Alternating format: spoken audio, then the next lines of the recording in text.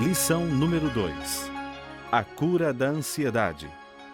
Hoje você aprendeu que desgosto, ansiedade, descontentamento, remorso, culpa, desconfiança, todos tendem a consumir as forças vitais e convidar à decadência e morte. A tristeza amortece a circulação nos vasos sanguíneos e nos nervos, além de retardar a ação do fígado. As pessoas estão continuamente antecipando aflições. Trazem sobre si um infortúnio e a própria vida lhes torna um fardo. Não é sábio ajuntar todas as preciosas recordações da vida passada em injustiças e decepções.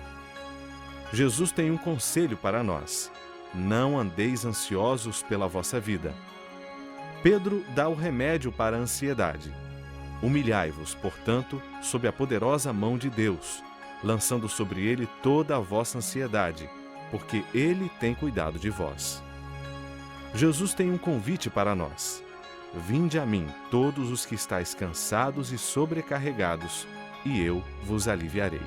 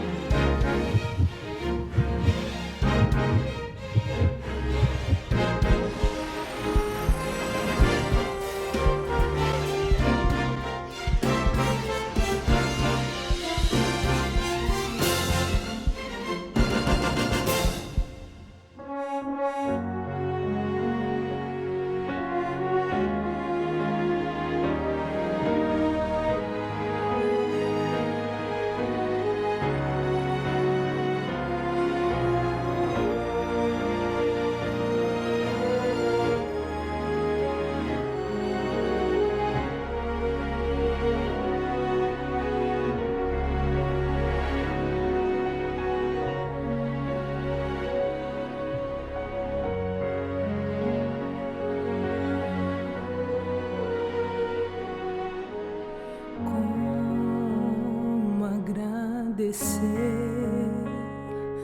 a Jesus o que fez por mim, sem eu merecer. Vem provar o seu amor sem fim. As vozes de milhões de anjos não poderiam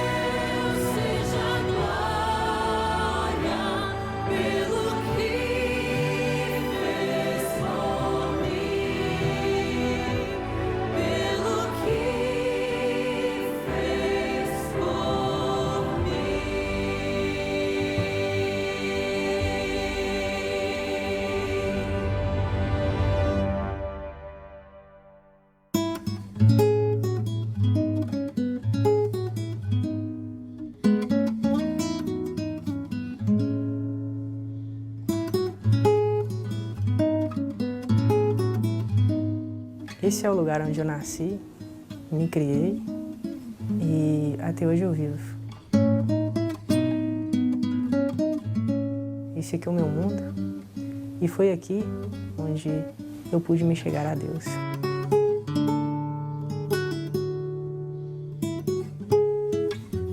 Jesus disse: se alguém quiser fazer a vontade de Deus, conhecerá a respeito da doutrina, se ela é de Deus ou não. Você vai conhecer a história de um menino que tinha um grande desejo de conhecer, honrar e servir ao Deus verdadeiro, mas não sabia como encontrá-lo. Você verá como Deus honrou a sua fé e cumpriu o seu desejo. Como Deus o livrou dos enganos de Satanás. Eu posso afirmar a você, foi um encontro maravilhoso e emocionante.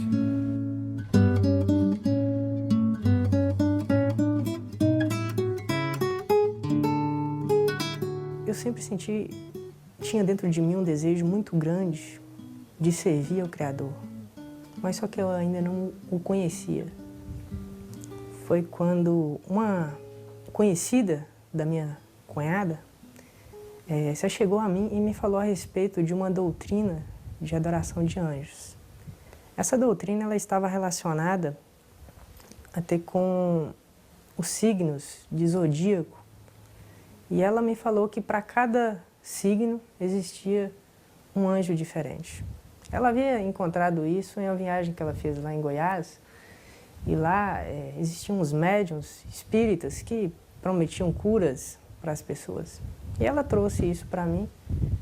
E como existia em mim um desejo muito grande de estar adorando ao Criador, só que, no entanto, eu ainda não o conhecia, eu passei a adorar esse anjo. Mas só que era uma coisa que eu tinha muita fé. A minha fé era grande. E eu buscava, todos os dias, às 2 horas da tarde, eu parava e dirigia todo o meu coração, toda a minha força para esse anjo. Eu acendia até uma vela para ele. E eu adorava todos os dias, no meu coração.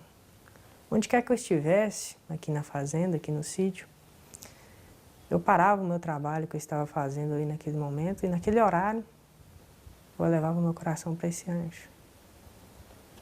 Foi esse aí o meu erro. As coisas em minha vida começaram a voltar para trás, ao invés de prosseguirem. Meu coração se abafou e se fechou de tal maneira que a minha tristeza dilacerou o meu espírito. E foi grande o meu sofrimento por dentro de mim. Mas só que Deus via e Deus conhecia a minha fé. E a grande falha do inimigo nessa história toda é que a mulher que me disse a respeito dessa adoração desse anjo pediu que eu me dirigisse a ele todos os dias, lesse um salmo, que era o Salmo 102. E foi num desses dias, no último estádio da minha tristeza, quando eu estava no meu quarto, as portas fechadas, eu estava lendo o começo do Salmo 102, que foi o salmo que ela pediu para que eu lesse, e no começo do salmo dizia o seguinte: Senhor, ouve a minha oração e chega a ti o meu clamor. Não escondas de mim o teu rosto no dia da minha angústia. Inclina para mim os teus ouvidos, no dia em que eu clamar, ouve-me depressa. Nesse momento, eu pude ter dentro de mim a presença do Senhor Deus. Pois naquele momento, Ele havia abrido os meus olhos e me mostrado como posso eu adorar um anjo, uma criatura do Senhor Deus, ao invés de adorar o Criador. Naquele mesmo momento, eu descobri que o Senhor era soberano em tudo e que era Ele mesmo que estava ali se compadecendo de mim, me mostrando todas aquelas coisas. Deus me alegrou de tal maneira que a minha vida mudou daí por diante. Tudo foi diferente. Dali por diante, eu passei a viver com o Senhor Deus. Deus foi tomando providências para que ele pudesse se apresentar a Edmilson. Na escola ele recebeu de presente um Novo Testamento que continha os Salmos e o livro de Provérbios também. E uma das coisas que mais chamavam a atenção dele era quando os apóstolos, o Senhor Jesus e o livro de Provérbios falava sobre a lei de Deus. Então ele procurou e começou a ler uma Bíblia que seus pais tinham em casa. E lá ele pôde se livrar da armadilha de Satanás, que não o levou a adorar uma estátua, mas um ser que está muito próximo de Deus. Levou-o a adorar um anjo. E ele compreendeu que somente poderia adorar e servir ao verdadeiro e eterno Deus. Na verdade, eu ainda não conhecia os seus mandamentos. O Senhor Deus me guiava em espírito. Todas as coisas que Ele não gostava, o meu coração se fechava antes de fazê-las. E assim Ele me conduzia. Mas Ele mesmo colocou em mim o desejo de conhecer os seus mandamentos, as suas leis, porque eu sabia que existia uma vontade que Ele queria que eu estivesse cumprindo. Por ele ser um menino esforçado, dedicado, um aluno muito estudioso, um autodidata, os seus pais tinham um desejo, um sonho de enviá-lo para uma cidade grande, para que ele fizesse uma faculdade, ele cursasse um curso superior. Ele até fez o vestibular e foi aprovado. Mas então, ele chegou para os seus pais e disse qual era verdadeiramente o desejo do seu coração. E eu cheguei para os meus pais e expus para eles o meu desejo. A coisa que eu mais queria, mais do que estudar, mais do que me formar, ter uma profissão, era que eles me deixassem fazer o desejo que estava dentro do meu coração, que era fazer a vontade do meu Deus e guardar todos os seus mandamentos. Iluminado pelo Espírito Santo, estudando a palavra de Deus, ele descobriu que ele deveria adorar e servir somente ao Deus verdadeiro. E um dos pedidos de Deus é que não se trabalhasse ao sábado, que ele honrasse o sábado, e ele o fez. E fez isso por 3 anos, pensando ser absolutamente o único na face da terra que obedecia a Deus em todos os seus mandamentos. Mas certo dia, na festa de aniversário do seu sobrinho, lá estava um amigo de sua irmã que viera de São Paulo. E ao saber de sua crença, ele disse: olha, eu tenho um amigo em São Paulo que também não trabalha aos sábados. E ele pertence à Igreja Adventista do Sétimo Dia.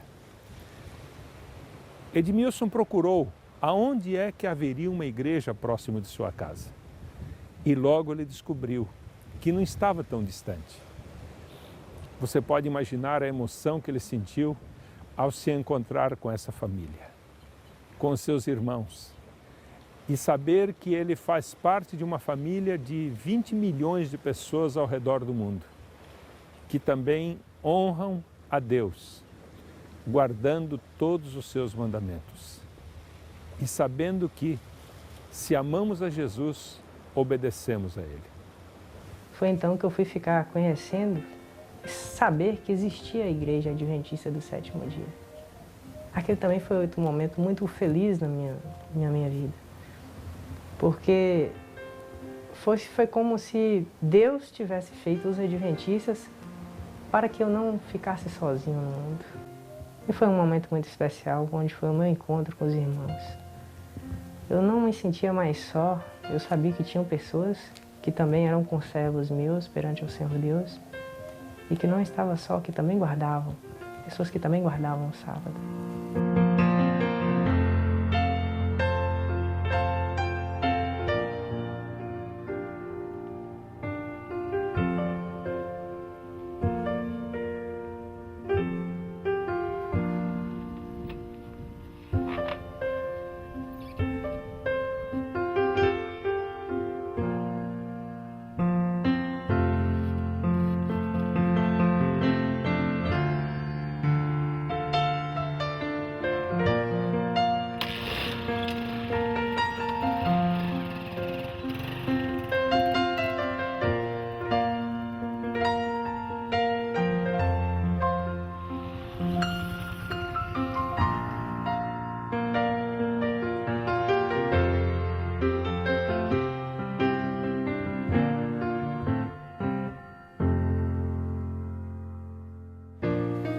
Por essa época, a família foi abalada por 2 problemas muito sérios de saúde.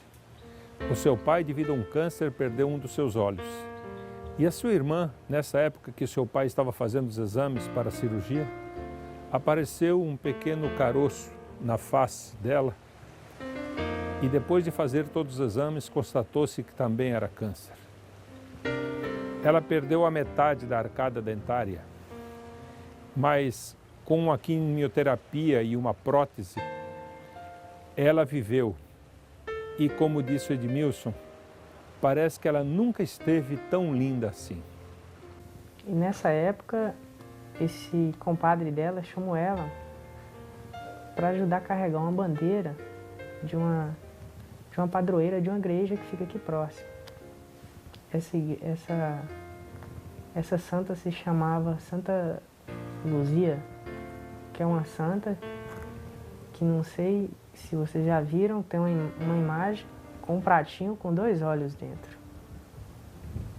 Era considerada a santa dos olhos. Eu fiquei com o coração completamente abatido, porque naquela época eu já procurava os caminhos do Senhor e via e sabia que aquilo era uma coisa errada. E aconteceu que eu sabia também que a coisa principal que Deus mais abomina é se adorar outros seres que não sejam Ele. E aconteceu que ela acabou aceitando levar a bandeira idolatrando a santa. Aí aconteceu que na noite em que ia acontecer a entrega da bandeira, essa bandeira foi trazida aqui para casa, colocada aqui em cima da mesa, cheia de enfeites, de coisas para a idolatria. E tinham cantores também, cantores com violões e sanfonas. E eu vi tudo aquilo como se fosse nos tempos antigos, no Israel antigo, em que as pessoas começaram a adorar aquele bezerro de ouro. E eu lembro que antes de sair, Nalva chegou para mim, eu estava sentado aqui no banquinho, com a camisa, ela vestida uma camisa com a imagem da santa e o filho dela também. Ela já tinha se curado da primeira cirurgia. E aconteceu que eu disse para ela, Nalva, você sabe que isso é uma coisa que Deus abomina. Deus não gosta dessas coisas. Ela disse, Dimas, isso não tem nada. E eu disse para ela, Nalva, você sabe que isso pode ter consequências muito sérias na sua vida. Mas infelizmente ela não quis me ouvir. 2 anos se passaram e, como ele disse, ela estava mais linda do que nunca. E um dia um vizinho seu, que era também compadre, chamou-a para ela ser a porta-bandeira numa procissão em honra a Santa Luzia, que é a padroeira dos olhos. Chegou o dia da festa e aquela multidão que seguia. Antes de sair, Edmilson disse, Nalva, você sabe que não há nada que Deus abomina mais do que a idolatria. Mas ela deu com os ombros e disse, isso não tem importância. E seguiu com a procissão. 1 semana depois, ela apareceu com uma dor de ouvido terrível. A doença havia voltado. E daí então foi só sofrimento. Sofrimento por cima de sofrimento.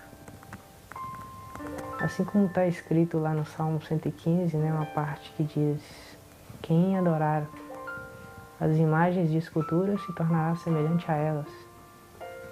Tem ouvidos e não ouvem, tem olhos e não enxergam, tem narizes e não cheiram, tem boca, mas não falam.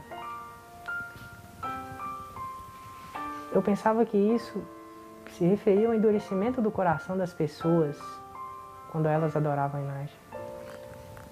Mas nela isso se tornou realidade. No último estado de vida dela, a doença se alastrou de tal maneira que um olho dela se estufou para fora.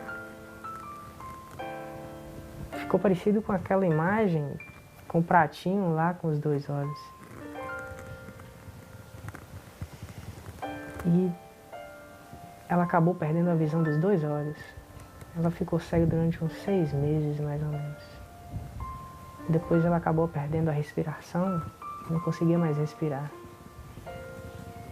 Os ouvidos se tamparam também, ela perdeu a audição de um ouvido. Eu não sei se ela morreu completamente sem ouvir. Mas no último estado dela, ela respirando e se alimentando pela boca, chegou um momento que tudo se tampou e, infelizmente, ela faleceu. A doença cresceu. Infelizmente, eu fiquei sem minha irmã.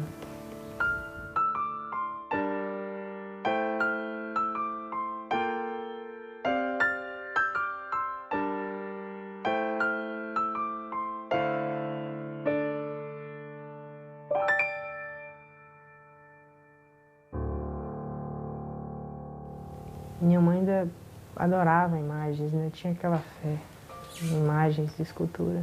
Inclusive tinha uma dentro do guarda-roupa dela, assim, sabe?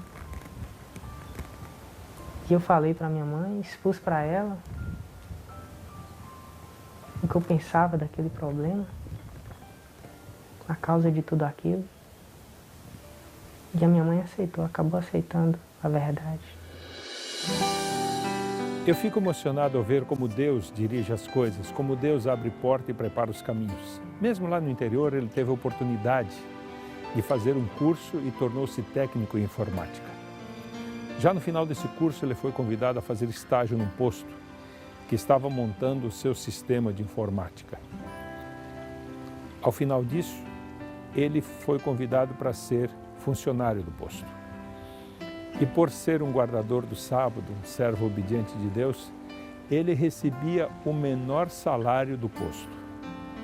Mas a sua maneira, o seu caráter, fez com que ele adquirisse o respeito e a admiração de todos. E sabe o que aconteceu? Hoje ele é o gerente desse posto. Passaram-se 2 anos e o posto foi vendido. E quando foi vendido, uma nova direção assumiu o posto, 2 novos donos. E esse gerente acabou se desentendendo com os atuais donos. Foi quando eu comecei a assumir a direção do posto. E o Senhor me exaltou de tal maneira que eu jamais posso imaginar. Os donos me tratam hoje como se eu fosse os seus filhos, os seus próprios filhos. E me depositaram toda a confiança. Deus mostrou o caminho para Edmilson, apresentou-lhe a sua grande e bela família, mas Edmilson tinha um pedido especial para fazer a Deus.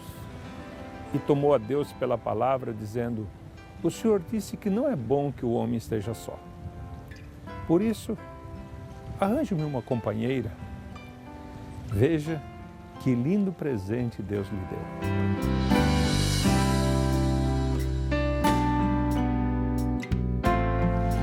Quando eu conheci Edmilson, né, que a gente veio ter um contato maior, eu pude presenciar a fé que ele tinha, né, e que eu fui descobrir sobre o 4º mandamento, né, que é a observância do sábado, e fui vendo pelo exemplo dele o temor que ele tinha. Foi aí que aos poucos ele foi me mostrando a importância de servir realmente a Deus e a importância do sábado. E isso eu fui aceitando no meu coração, né, Deus usou ele como um grande instrumento em minha vida. Eu cheguei para Dani e disse: ô Dani, nós vamos namorar, mas o que eu quero é que você sirva o Senhor Deus comigo. Nosso relacionamento só irá adiante se você aceitar isso. E até nisso o Senhor se lembrou de mim e me abençoou. E como sempre tem feito, me cobriu com mais essa bênção.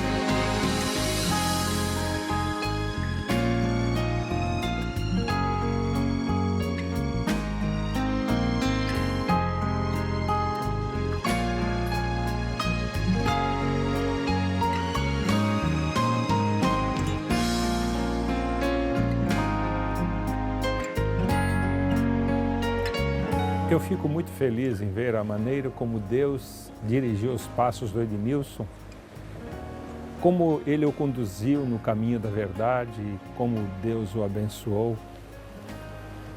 Mas eu fico pensando, quantas pessoas ainda existem como Edmilson, que nunca ouviram falar que Deus tem um povo que guarda os seus mandamentos e tem a fé em Jesus. Você tem falado àqueles com quem você se encontra da sua fé, da sua esperança e do seu Salvador? Será que nós não precisamos ser mais agressivos ao levar os homens o último convite de misericórdia e de salvação? Uma outra pergunta. Que Deus Satanás tem proposto a você adorar? Ele propôs ao Senhor Jesus: tudo isso te darei se prostrado me adorares. Prometeu-lhe as glórias, a honra, as riquezas e o poder desse mundo. O Senhor Deus diz que o nosso coração é enganador, é enganoso e corrupto. Por isso, você e eu temos que pedir para que o Deus Espírito Santo nos ilumine, para ver se não há ninguém, absolutamente, em nossa vida, tomando o lugar do Senhor Jesus. E que Ele faça de nós instrumentos para que outros possam conhecê-lo, amá-lo e servi-lo também.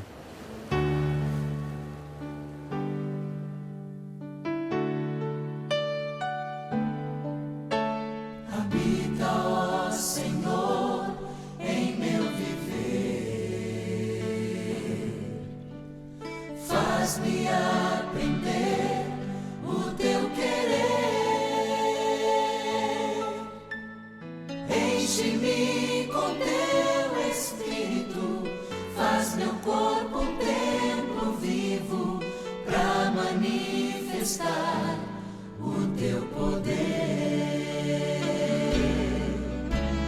Habita, ó Senhor, em meu faz-me aprender o teu querer, enche-me com teu Espírito, faz meu corpo um templo vivo para manifestar o teu poder. Enche-me com teu Espírito, faz meu corpo um templo vivo para manifestar o teu poder, para manifestar o teu poder, para manifestar o teu poder.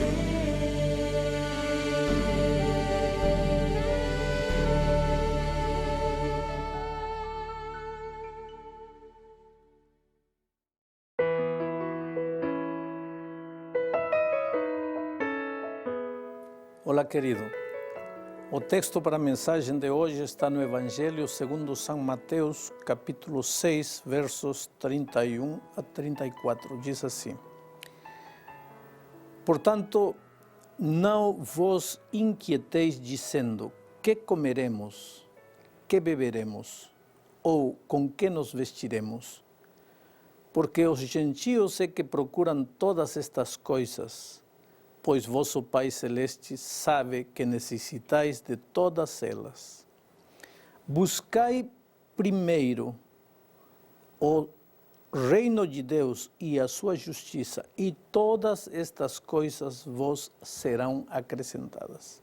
Portanto, não vos inquieteis com o dia de amanhã, pois o amanhã trará os seus cuidados. Basta ao dia o seu próprio mal. Aqui Jesus está falando da terrível praga da ansiedade. O que é ansiedade? Preocupar-se hoje pelos problemas de amanhã. A filosofia de Cristo é: resolve os problemas de hoje, hoje. E deixa para resolver os problemas de amanhã, amanhã.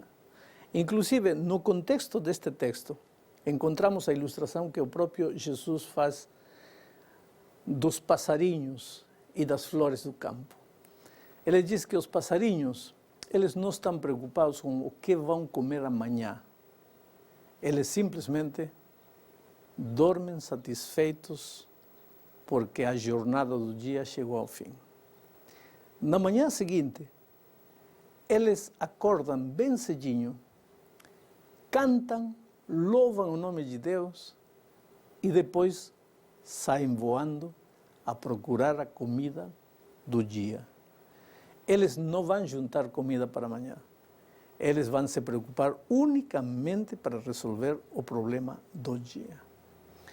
Infelizmente, os seres humanos queremos resolver hoje os problemas de aqui a 50 anos, a 100 anos. E queremos resolver esses problemas sozinhos, lutando com nossos métodos humanos, com as nossas forças humanas. E só nos destruímos. Vou te fazer um exemplo. Pode ser um exemplo cruel, e vou fazê-lo comigo mesmo. Vamos dizer que meu filho foi atropelado.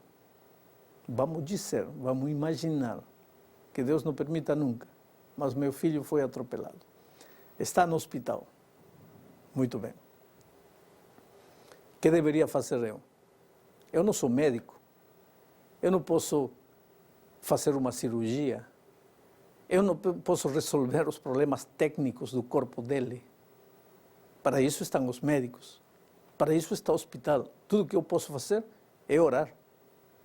E então eu começo a orar, a clamar a Deus, a pedir a Deus. Terminei de orar. Muito bem. O que posso fazer? Talvez continuar orando. E se não, descansar. Mas agora você vai me perguntar, e como vai dormir sabendo que seu filho está na UTI entre a vida e a morte?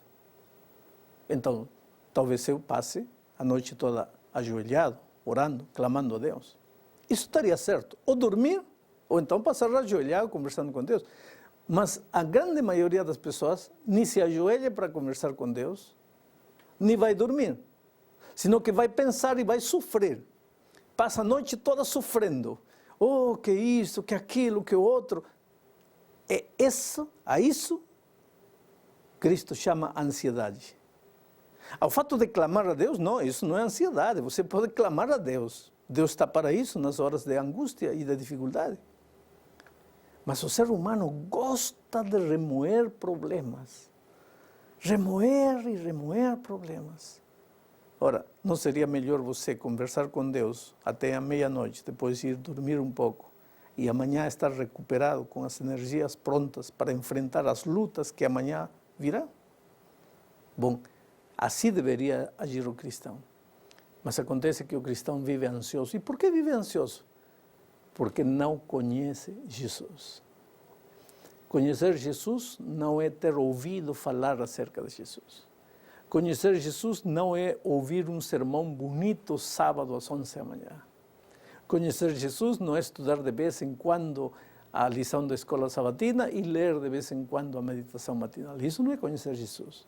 Para conhecer uma pessoa, você tem que conviver diariamente com essa pessoa.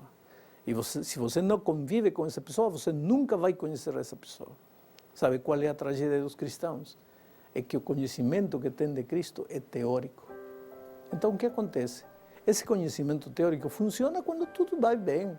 Quando há comida, há emprego, há dinheiro, todos os filhos estão em segurança. Aí é uma maravilha o conhecimento teórico. Mas o que acontece quando você é demitido do emprego?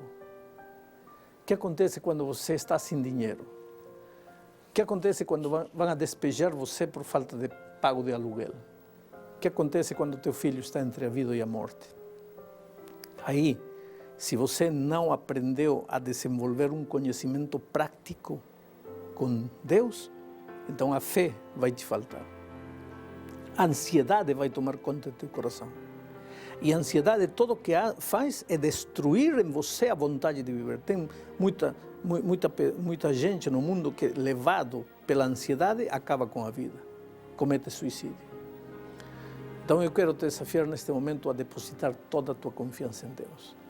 quero te levar a tomar a decisão em teu coração de cultivar diariamente a disciplina espiritual. O levantar-te cedo para orar, para estudar a Bíblia, andar durante o dia com Deus enquanto trabalha, enquanto compra, enquanto vende, enquanto estuda, enquanto namora, Jesus a teu lado. Quando esse conhecimento é experimental e as horas terríveis da vida chegarem, e olha, enquanto vivermos neste mundo mais tarde ou mais cedo vão chegar momentos difíceis, nessa hora a ansiedade não vai tomar conta do teu coração. O que vai tomar conta do teu coração é a fé e a confiança num Deus pessoal que você conhece por experiência. Que Deus te abençoe.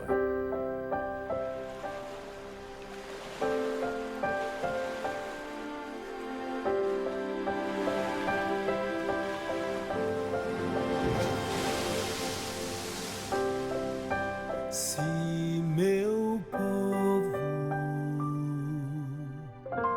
que por mim se chama, confesse humilhar e orar.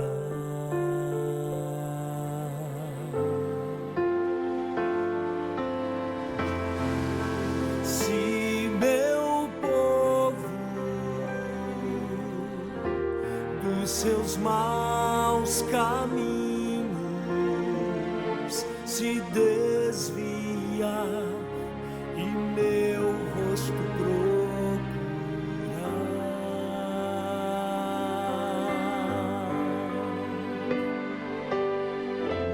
eu ouvirei as preces, eu ouvirei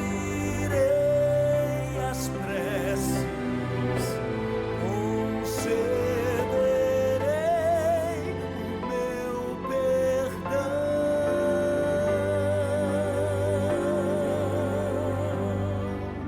Ouvi a tua oração, seu meu povo, que se chama pelo meu nome, se humilhar e orar e me buscar e se converter dos seus maus caminhos. Então eu ouvirei dos céus, perdoarei os seus pecados e sararei a sua terra.